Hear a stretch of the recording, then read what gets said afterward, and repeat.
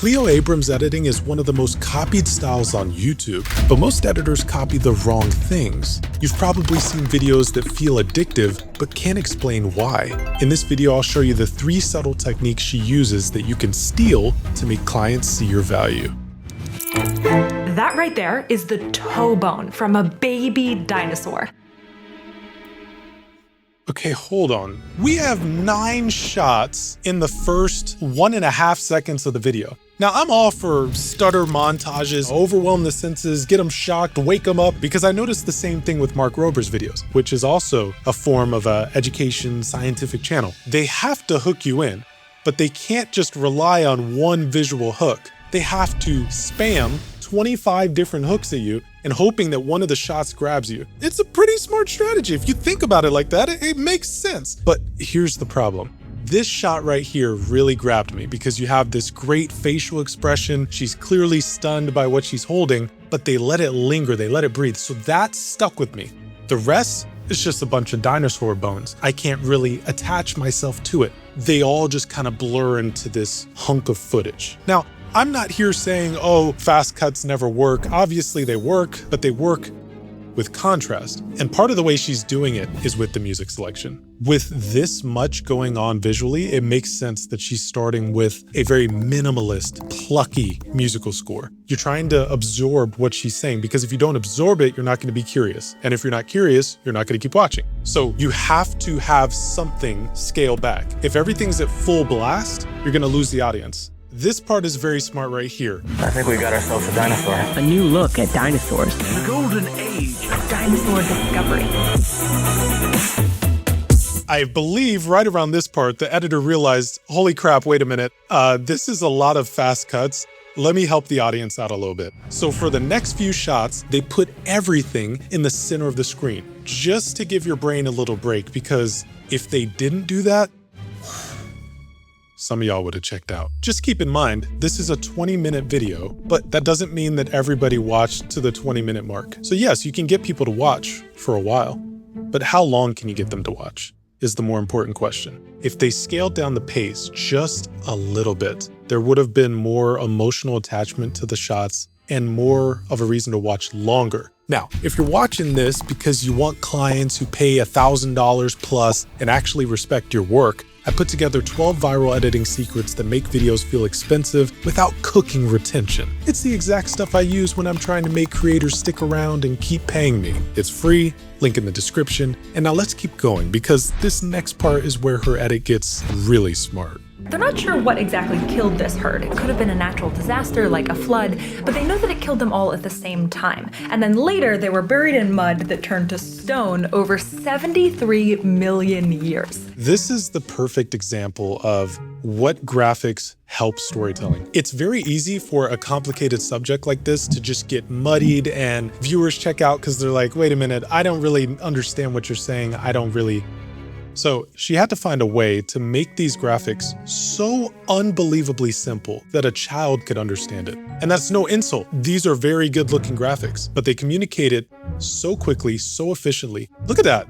Everybody knows what a basketball looks like. And there's no fat on these graphics. It's literally exactly what you need and nothing more. These are graphics that are meant to make this video appeal to the broadest audience possible. There's one type that's rare and special to find intact, a skull, and they just found one. I like the fact that when I thought she was done with the graphic, she revisited it and progressed the animation in a way that feels like I'm kind of picking apart a puzzle in a sense, which is what you want the viewers to do. You don't want it to be the equivalent of, oh, open up, force-feeding slop down their throat. You want it to be an experience where it kind of feels like I'm discovering this as I go and I'm getting smarter as I watch. You want your audience to feel intelligent while they watch. Turning this animal into a monster. Can you guess what it is? That's a zebra. Jeez. How about this one? Monkey. That's a baboon. Oh. This one's my favorite. A whale. That's a hippo. This is called shrink wrapping. And today, we know though that's probably not an accurate reflection of dinosaurs. Almost every piece of the soundtrack involves some sort of plucky, like ding, ding, ding, ding, ding. That's for a reason. That is literally straight from Disney musical scores type of vibe. part of it is tapping into that childlike wonder that we all had when we were younger. And she's using that to instantly set this video apart from the other educational videos that you normally see. She's editing this more like it's an adventure. Take, for example, maybe the world's most famous dinosaur, the T-Rex. Never heard of it. Didn't look like you think. Scientists and artists have been imagining. New computer models showed that standing upright would put too much. Yo, that looks so stupid. But leaning forward would be much more stable. What?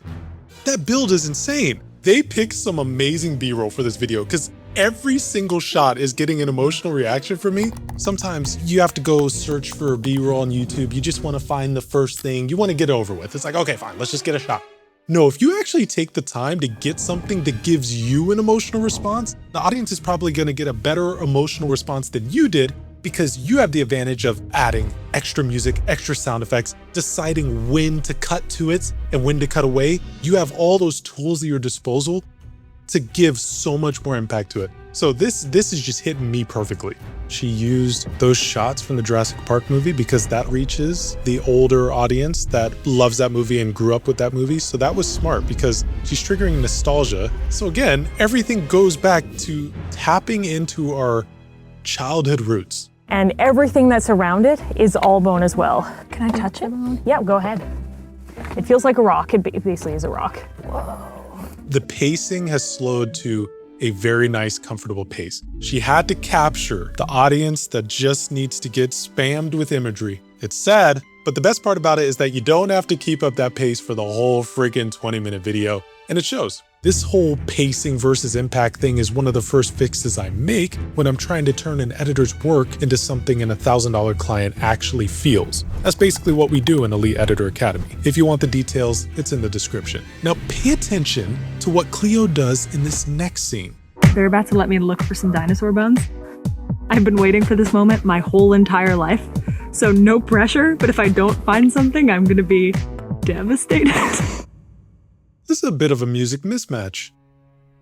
Why are we listening to funky disco music when she's saying, this is one of the biggest moments of my life and I'm very nervous? It's very important to have the right music underneath dialogue that's supposed to make you curious, because dialogue can push you to a certain point, but music pushes you over the emotional edge. It's the combination of the two. But first, let me show you something.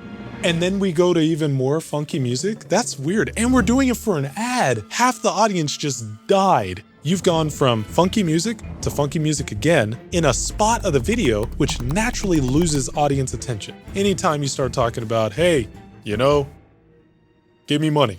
The audience is gonna be like, oh, absolutely not. You don't want similar type of music going back to back during such a crucial moment. The mystery music should have kicked in here now that I'm thinking about it, because this is where the drop would happen. And hopefully she's gonna intercut some of the storyline here to make sure that the ad doesn't feel.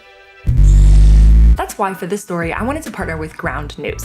Their website and app gathers related articles. Yo, what in the slopification? How do y'all have absolute cinematographic design and motion graphics, but then you put this dark gray, can't hardly see it against the contrast of the background, what? Who cleared that? That should be white. Look how sharp this is, right? Look how blurry this is. This is the part of the video where the client is supposed to make their bread and we're gonna use subpar graphics. You got me messed up. And right now they're offering Huge If True viewers 50% off their Vantage plan. To check it out, just scan this QR code or go to ground.news/Cleo. Make sure to scan the QR code or use this. Oh, the music in this ad made it go by so slow, bro. And I guess maybe the contract said they couldn't intercut the story so that it would feel like we're progressing the story with the ad. Whereas this, that would program me to realize, okay, anytime there's an ad in a Cleo Abram video, I'm gonna skip ahead. You don't want that. Half of that is due to the editing. And now that you know what top creators' edits are doing, click this next video. I'll show you how I turn that into $3,000 a month clients.